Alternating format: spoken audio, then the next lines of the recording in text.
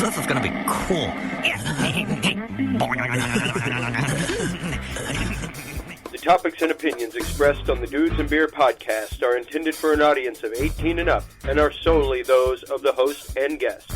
They neither reflect the opinions or values of either the sponsors of Dudes and Beer or your mother. I mean, seriously, have you ever heard these guys? They'll talk about anything.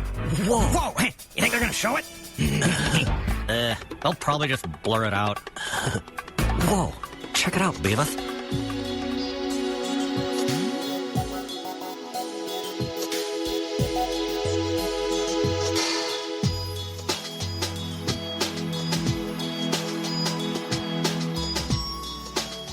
Get ready to sit back, relax, and open your mind. Welcome to Thinking Deeply with Dudes and Beer.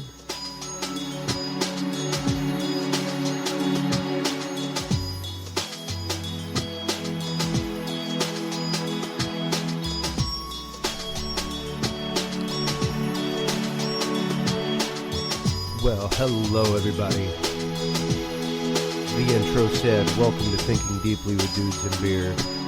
I am Chris Jordan, your host for Dudes and Beer, your host for Thinking Deeply. These volumes that we're doing, these Thinking Deeply episodes, they're a little bit different than the typical Dudes and Beer format. They're not quite the same. They don't quite work the same. Dudes and Beer is very much a dialogue, an open dialogue. Thinking Deeply is much more of an internal dialogue. You really have to kind of think of it as a, excuse me. Allergies have been getting me here lately. But you really have to think of it more as an internal dialogue, an internal conversation as to where we are, what our state is, where we are as people, as humanity. And for me, it's definitely turned into something different. And I've enjoyed these past couple episodes that I've done of Thinking Deeply, mainly because I get to kind of crack into some psyche a little bit, and I get to kind of explore things and rabbit hole a little bit more, and really kind of juxtapose it against my life and life in general, as opposed to trying to make generalities on things. It can be hard sometimes to cover some of the topics that we do in Dudes and Beer, and still have everybody have an open mind, still have everybody have ears open to a conversation and not shut down out of defensiveness. It can be tough. So for me, I love this format. I love this idea. I love this concept of thinking deeply, because it really kind of gives us a chance to sit back and delve into a concept. And the concept for this episode is one that's very personal to me, one that's very close to me, and it's finding personal happiness. It's something that I feel, and right now, speaking of personal happiness, my wife's cat Leon is over on my workbench, which is padded. It's an old DJ table, and he loves to jump up on it. We now live in a house with no carpet, and it freaks him out, but he loves to jump up on it every once in a while and give it some love. He was doing what he loves doing, and that to me is probably the biggest key to happiness. I mean, the number one rule for seeking happiness is that you cannot look for other people to fulfill you. You cannot look to other people for your source of happiness, for your source of self-completion, for your source of I don't know, I guess the whole Jerry Maguire, like, you complete me. Yeah, but at the same time, that's a very neophyte way to look at things. It's a very glazed over, not really in-depth way to look at it. when it comes to the person that you want to choose to spend your life with, you need to give it a little bit more than that. And, you know, that to me is different than finding happiness, because I know a lot of people that are married that got married and they thought they were going to be extraordinarily happy, but they had a different definition of what happiness is than their spouse. And things ended up not working out so great. I'm very extraordinarily blessed with my wife, Amy Jordan. I love you so much, Amy. She supports me in all of my madness. She supports me in all of my crazy, zany ideas. You know, whenever I'm like, hey, I want to spend another 30 minutes a week producing another part of my podcast. She's like, okay, sounds good. What's it about? Because she knows this is something that I believe in. This is something that I am all about. That is intrinsically me. I have to create. I have to have something going on. Even when I had my full-time job, and a lot of people, you know, I'm kind of straying and ping-ponging here. I don't want to get off the topic of love, but you know, love is a very serious thing. Love is a very dangerous thing, as as anybody who listened to Boogie Down Productions can tell you. That word love is very, very serious. It's very critical. And, you know, it is a dangerous word because it's overused. It's used in the wrong concept whenever it's used romantically most of the time. Love means you would give your life for something. And I had to explain this to my wife before we got married and before like while we were dating. I was very open about it. And she would say, I love you. And I would tell her for the longest time, like, you know, well, I like you too. And it was a combination of love and like. I was not at the point, personally, where I felt that I was fully secure with her as a person yet. And for me, the word love means, like, I would prefer the world keep spinning with you on it than me. It's a point of true self-sacrifice for me whenever I say love. I will do for my friends and those that I love typically before I will do for myself. And it's gotten me in trouble a few times in life. And that's where you yourself, like I was saying before, have to be completed. You can't look for that completion of yourself outside of yourself. And to do that and to put love behind that with a person involved, man, that puts a lot on that person to say, you complete me, and without you, I'm nothing. Even my wife hesitates whenever I say things like that, like, baby, I'll have all this because of you. She's like, oh, no, stop it. You'd be successful without me. And I was like, yeah, I didn't say I'd be successful without you. I said that I would not have this, like these things in this way without you, because not every woman would be as forgiving, as understanding, as allowing with my whims and fancies that come into my brain. Not every woman understands that creativity and gets the fact that I have to run with it in order to be happy. I have to be like a dog with the ball out in the water for a while sometimes. And these things are what drive me. Creating my music drives me. I remember my dad years ago tuning in to one of the programs that I was on 90.1 KPFT in Houston. Shout out to Scott Summers and the staff at 90.1 back in the late 90s, early 2000s. But I remember he tuned in one Sunday and listened to some of my music, and I can't remember exactly which piece it was, but it was within my first year or so. I think, you know which one it was? I remember which one it was, actually. It was Hooked on Sonics. And because he'd been asking me while I was running around with this recorder while we were trying to do work, and I was like, I'm capturing sounds to record something.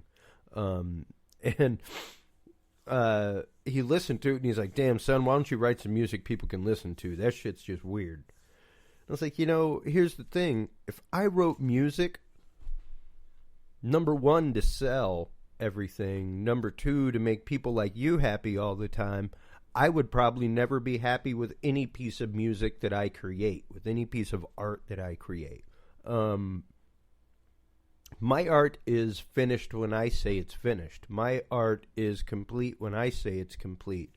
My art is a success when I deem it a success, not when anybody else's credos or credentials tell me that my art is a success.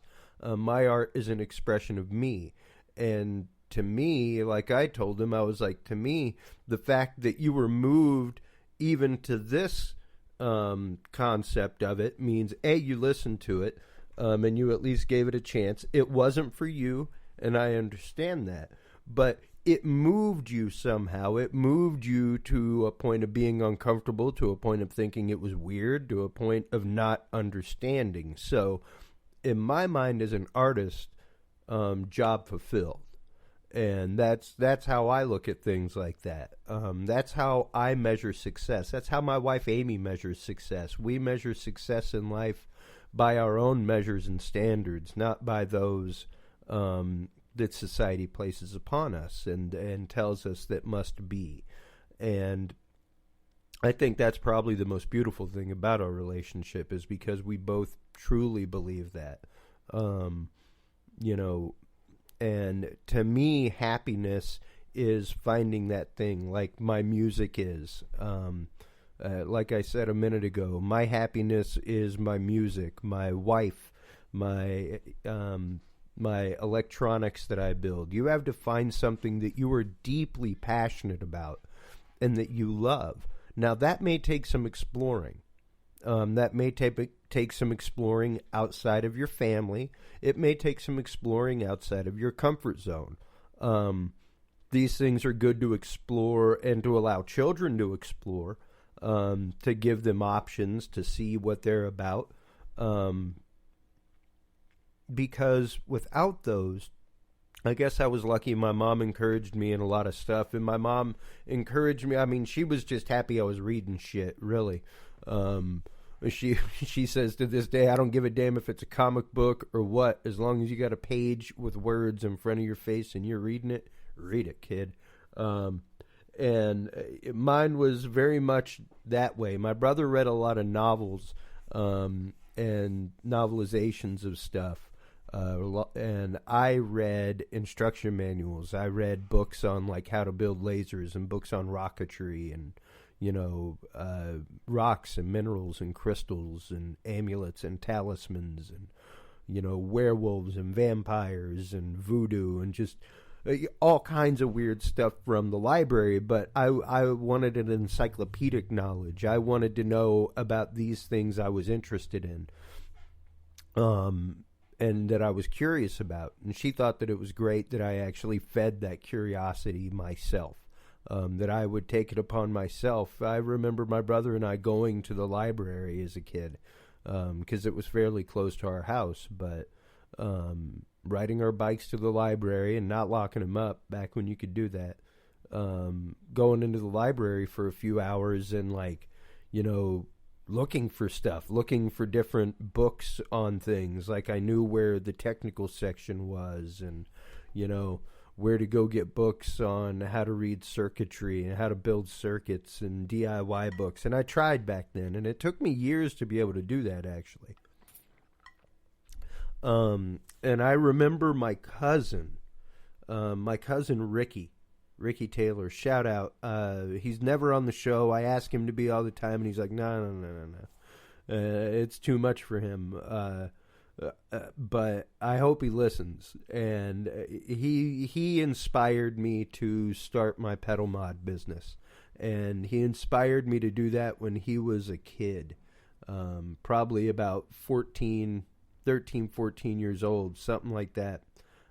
He had come to Houston for a while His mom was sick, and an album I'm about to release on my website, he was at my house when I recorded it. And yeah, he told me, he was like, there was a change that happened in you. And he was like, the day it happened was the day that you stopped inventing. Because that was just a part of you. It was something that you did all the time. And, suddenly it was like you grew up, and it was like you grew out of it, and that was stupid. And it wasn't stupid. It was really cool, and it was really interesting. And it made you you, and you stopped being you for a while. And when I first modified my first pedal, when I first built my first optical theremin, it was a kid in a candy store. It was like that giddy thrill, and I immediately remembered what my cousin had told me probably more than a decade ago now, and I was just like, wow, he was absolutely right, man. Like this is what got me to doing what I do now. This is what I started with when I was a kid. This is what I always loved and wanted to do. I should do this. I should follow this.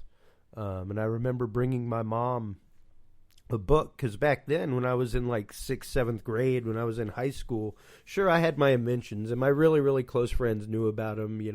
Friends like Danny Franz and stuff called me Inspector Gadget back in the day, in elementary, because I'd always bring some weird invention or something that I'd made at home to school, and get in trouble for it. But yeah, like my close friends knew about it. Other people I didn't really tell a whole lot, because, well, people thought it was weird. So yeah, I was ashamed of it for a long time, and it was something that I hid, and it was something that, like later on I just stopped doing it. And it was like, that stuff's stupid, and then I look back on it, and it's like, no, it wasn't. It was absolutely a part of me. Like, me and one of my best friends, Billy, like, bonded over my inventions years ago in high school. Like, it's something that you can't deny inside of yourself. That's your passion. And I don't know what it is for everybody. I'm just telling people what my answers have been. I stopped living my life via pleasuring other people in life. And I'm not going to say I only live life for myself. But I definitely stopped really giving a damn what most people think about my life.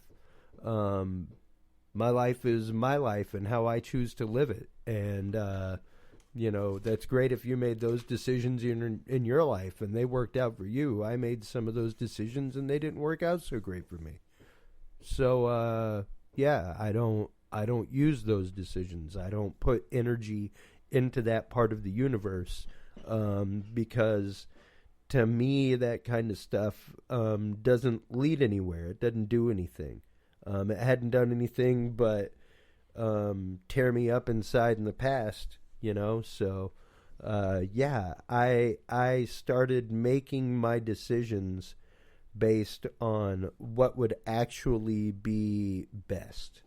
And I'm not going to say that I left jobs because they weren't fun, but I definitely looked for jobs within my industry, within what I did. There are teachers that are miserable and there are teachers that are happy. And the teachers that are miserable are the ones that took it as a job. They're the ones that thought that they would be there 9 to 5 and have an easy schedule, have an easy day, and they didn't know about in-services. They didn't know about all this stuff. They didn't know about continuing course credits and shit that they would have to dole out of their pocket to make a classroom happen. They didn't understand that, whereas a teacher, someone like my mother, for instance, understands that, knows that, and, hey, it sucks ass that this money has to come out of my pocket, but damn it, if that's what I have to do for my classroom to run right and for things to happen, that's what's going to happen. Because I'm going to make sure those kids get the right experience whenever they come to school. And that's the passion. That's the passion. And you really do, like the whole reason I did this episode is, and I was thinking about titling it something more along the lines of like, how to be happy during the holidays, and that's just not true. It's not true. This is a miserable fucking time of year, man. Pardon my French during thinking deeply, but it's a miserable time of year, and it's been a miserable time of year for me for years and years. And I talked about that a little bit a couple episodes ago, about how I feel the holiday season just gets abused and used, and then kind of set aside for a while when it's really an idea that we're supposed to have throughout the year. It's an idea of sheltering in, being with your family, doing things that are important, that are lasting, that are tradition, that, you know, help carry a family on and through hard times. That's what Christmas is about to me. And for me, to see the people that I know who have, like I used to have a really, really, really, really hard time at Christmas. Now it's not so bad as it used to be. I don't get as depressed. I don't get as funked out as I used to. But man, I used to get funky at Christmas. It was, and not in a good way. Yeah, things just, I don't know. And that it was mainly because I lived my life for other people, guys. You know, I was looking for the approval of other people in what I did for some reason instead of just being happy with what I did myself. And once I figured that out and started making sure that what I did made me happy, if it was a choice that wasn't going to make me happy in the long run, I didn't make it. I just didn't do it. You know, it wasn't a short-term situation. It wasn't a short-term point of view. It was a point of view of, in the overall, in the grand scheme of life and everything else, is this going to make me a happy person? Is this going to put me in a happy place? Can I live with myself if I do this? And if I can't, then I don't do it. And if it's the fact that, because I used to make people my projects too, and it's a great thing in theory, you know, but it's also slightly egotistical. And, you know, it's not like I didn't help. It's not like I went out like searching for people. Whenever people came to me for help, I would keep helping them and helping them and helping them and helping them. And the problem is, at some point, you're enabling them. You're not helping them. And that's the fine line that a therapist walks all the time, is when to say, okay, patient, I think we are done here. It's time for you to move on and for you to figure out how to do this stuff on your own now. You know, just like we do with kids. I mean, heck, I've got one on the way. We can listen to his heartbeat right now. And there it is. There's Dalbus James as he brews. And, you know, like, kids are a blank slate. They learn what they're taught. And, you know, hate is passed on that way. Love is passed on that way. It's passed on through example, and it's passed on through what we choose to do. And, you know, I remember my mom being miserable at a job when I was a kid. Not really miserable. I mean, she had friends at work and stuff like that, but, you know, Wilson Business Products is definitely not what she wanted to be doing. She didn't want to be selling shit. She didn't want to be working at Foley's part-time.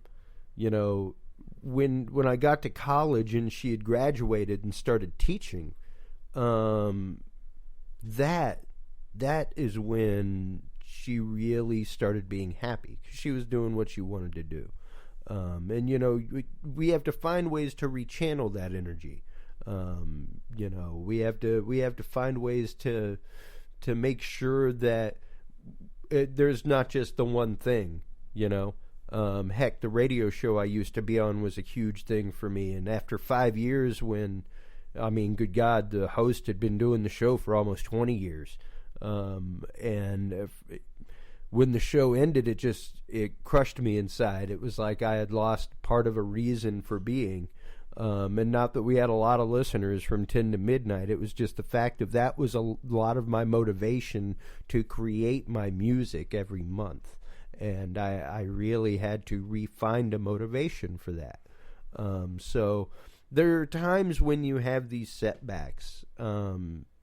And you really have to find a way to circumvent that. You really have to find a way to keep that forward momentum going in order for happiness to be achieved. Happiness comes about when we feel safe, when we feel secure, when we feel acknowledged, when we feel thanked and gratuitous for what we've done and things that we've done and efforts that we've put in life. That's when happiness ultimately happens. And as hard as it is for me to be self-employed, I can't say I'm happier in life. Yeah, it's a struggle. It's a struggle for me and my wife. It's a struggle. But we both love it. We love the challenge of it. We love getting up and chasing after things and going after it and doing our podcasts and doing our shows and, making our music and making our art. It's a blessing beyond any kind of belief. Now, that's not for everybody. It's not for everyone. It takes a special kind of crazy to be a self-employed person because you really, really, really have to be self-disciplined about what you're doing. So you have to understand that it's not about being able to sleep until noon. Sure, I can sleep until noon, but if I sleep until noon, then technically half the day is gone. So if I'm up and working by 8 o'clock, 8:30, typically if I'm not awake by 9 o'clock to begin with, there's an issue, and that's whether I'm working or not. I just can't get anything done in the day. It's happiness, and finding your happiness is really about that concept of finding your zen. It's about following what you love to do, what you want to do. Now, don't be going out there and putting anything in pipes and smoking it, or and be saying, dude, embarrassed you, I should do it because it makes me feel good. No, that's not what I'm saying, man. It's not what I'm saying, all right? Don't be putting anything inside your bodies because of that, folks. That leads to bad things. That leads to bad places. Whenever you drink for the sake of drinking, whenever you use drugs and misuse things, it leads to bad, horrible places. So don't take it there. It's really about doing what you know is right, and you can feel it when it happens. You can feel that little tug, and it's like, ooh, that felt right. Like mechanics understand that. My buddy Nelson, as we just heard on the podcast the other night, Nelson, or actually it wasn't on the podcast. We didn't even talk about it. We should have. He should be on this episode talking about this right now. But he recently went back to working at a shop. Being he's a service writer for a shop. So, he's the person that advises you on what to get done to your vehicle and all that. He's one of the most honest guys about it I've ever met. And then I grew up around shops. So he's great at it, and he loves it, and he loved doing it. He just wasn't making the scratch he needed to be making, and he left and took this other job for like the last year or so. Oh God, and he's not been happy, man. And there's been something about him over the last couple weeks that I noticed where it's like, wow, Nelson seems to be like a lot more chipper. And he, I guess, let it drop last night that, he'd put his 2 weeks in at his other job and had taken a job back at the auto shop as a service writer. And I was like, friggin' sweet. Good for you, man. That's great. You're following what you want to do, what you love to do. And I've definitely had those jobs that were a job, like you went in and you ground your way through 8 hours every friggin' day and you were miserable. And I don't know, for me, I just refuse to live that way. I would much rather struggle and barely make it. Hell, when I lived in Maine, I was on stamps. I was on food stamps, and I had no problem with that.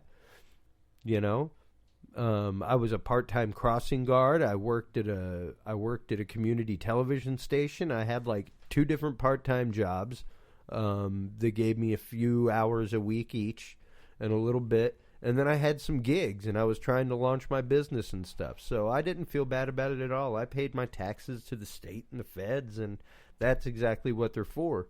And I consider myself a success. You know, I paid my bills. All my bills got paid with my money that I made from my gigs and from doing my stuff. And it took a year or two, but it happened. And same thing whenever I moved here from Maine. It took a reboot. It took some kind of refinding of some roots and getting some things going and getting wheels on the ground and traction. But doggone it, it happened. Lo and behold, here we are many years later, and it happened. Things are going well. Things are going fantastically. We're growing. Myself and my business. My wife and I, as a relationship, are growing. It's really about finding your zen, finding your thing that you want to do, and making time for it. For some people, that's just running. It's going to the gym. You know what? Make time for it. Make time for it. And you say there's no room. There can be room. There can be room. You have to want it bad enough to make room. That's all. You have to want it bad enough to make time in your schedule to do it. And be resolved to doing it. Because, consarn it, we as a society right now are entirely too happy being unhappy. We're entirely too contented with being unhappy people. And being vehemently unhappy toward each other. You know, and getting in each other's faces about it. You know, like my neighbor the other day got in my face whenever I poked my face over the fence and asked him to turn his music down, because I was busy recording and mixing some music, and I could hear it over my headphones, and got in my face like, you're the only one I have a problem with. I'm like, well, the problem is, I'm the only one you have a problem with, and you're the only one around here that I have a problem with. So obviously, we need to work on our skills here together. You know, we need to work on our conflict resolution skills because, I've got a problem with you, and you've apparently got a problem with me. So let's figure this out. Because I just want to live here in my house peaceably and be able to do what I do. That's it. That's all I want. And to me, that breeds happiness. So you really do have to find what you want and go after it. Go after it doggedly, folks. You know, don't let happiness escape you. It escapes way too many of us in life, and it's mainly because we don't take that Ferris Bueller aspect of life moves fast. If you don't take a minute or so to take a look at it, it just might pass you by. And yeah, like I don't take a lot of vacation. And that might be a surprise to a lot of people, Number one, I'm self-employed, so I can't afford a lot of vacation. But it's also the fact of, I'm sorry, I get to live the dream all the time. I'm not going to say I'm on permanent vacation because I have a lot of responsibilities, whenever I'm at work, whenever I do my jobs, whenever I go out and run my gigs and stuff like that. I got heaps of responsibility on top of me, heaps of accountability on top of me. There are some shows where it's riding on me. So you gotta make sure you're there and you're right and everything's good. Even with this show, you gotta keep deadlines. You gotta make sure there's a production schedule that's met and stuff like that. Here lately, what I've been doing to find my zen again is working on a personal project. I've got a little personal project. I'm not going to announce it or anything on here. I'm not going to talk about it, but it's some nice meditation work. And on top of that, I am busy reconnecting myself to my music. Go out and check out the Art of Christopher Jordan, artofchristopherjordan.com. There's going to be some poetry on there. There's going to be some photography, all kinds of stuff. But mainly there's going to be hours and hours and hours and hours and hours and hours of music. Like the 28 hours of music that I have will all be on there once again, like it was on HC Productions previously. But I've decided to devote a page entirely to it, all kinds of albums, all kinds of music, all kinds of stuff. And it's just something that I've missed my music being out there. I've missed my stuff being out there and people having the opportunity to listen to it. And me kind of having my mark in the universe out there, you know, where it can be found. I want to share those things with the world. I want Dalbus to find those. I want to be able to do more with my music, and the only way that can happen in this day and age is to be on the internet with it. So, yeah, since I want to do more with my music, I put more effort and more time into my music. It's literally just finding that little wedge of time, that 30 minutes a week, you know, something like that. It doesn't have to be every day. But you got to make that slice. You gotta make some time in there to make sure that you're fulfilled, to make sure that your cup is refilled, to make sure that you're re-energized, because that's what it's about, folks. We got to make sure that to go back to what I was saying at the beginning of this episode about love. You can't love somebody till you learn to love yourself. And until you're happy with yourself, until you are satisfied with yourself and comfortable in your own skin, it's going to be real hard for that right person to come along. You got to be set in your decision path, and you got to be comfortable with what you're doing in life, and you know, because otherwise that uncomfortableness exudes and kind of leaks negative energy out into the universe. You gotta be doing what's right, what's good, for these things to come about and manifest themselves. Because it's only gonna happen if otherwise, if it doesn't happen that way, what ends up happening is, you know, something is forced somewhere along the line, something moves a little too fast or something like that, and you end up with trouble later. At least that's my experience. So, you know, take it slow. Nothing like some slow roasted ribs, right? Brisket, low and slow. It's how you cook it. So, you cook yourself the same way. If you get my drift here, as I drift off. Yeah, no, it's literally finding your happiness is probably one of the most important things that you can do in life, and it's learning to be comfortable with yourself and be okay with what you like doing. Being okay with it. Being all right with it. So get out there, folks. Find it. If you like playing Frisbee golf, make 30 minutes a week to get out and just pitch some discs around, you know. If you like tinkering on cars, you know, whatever. Get out under your hood, you know, don't break the bank, but hop online and buy a little DIY kit. Build something up inside your vehicle. Have some fun, you know. Do what it takes to fill your cup during this holiday season, because believe it or not, folks, sometimes that smile on your face might be the only smile someone else in the world sees all day or all week, you know. So the smile on your face is important, especially during the holidays. As we all know, it's a rough time of year. It's a rough time for us. It's a rough time for everybody in the world. But, man, it's a really rough time for a lot of people. So be there. If someone's talking, listen. Open your ears, open your heart. That's what's wrong with this world. That's what Thinking Deeply is all about, is opening ears, opening hearts, getting us to understand the greater things, the greater goods in life. So pay attention to that this holiday season, folks. Give somebody some extra love. Take care of them. Take care of yourselves.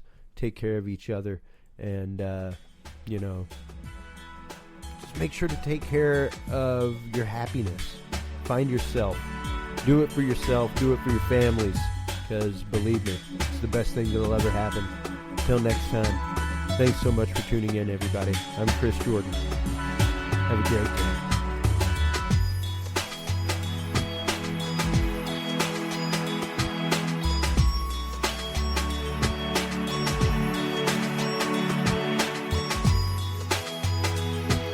Thanks for listening to this installment of Thinking Deeply with Dudes and Beer. Tune in next time for more deep introspection, contemplative thought, and general musings on humanity and life. Right here on Thinking Deeply with Dudes and Beer. Like what you heard? Feel free to tune into the other content by Dudes and Beer on dudesandbeer.com. Our content is also available on the Spreaker market, as well as SoundCloud, iTunes, YouTube, Stitcher, and your favorite podcast app. Dudes and Beer is a proud member of the Revolution Digital Group family of podcasts. Thanks so much for tuning in, everybody. And until next time, drink responsibly.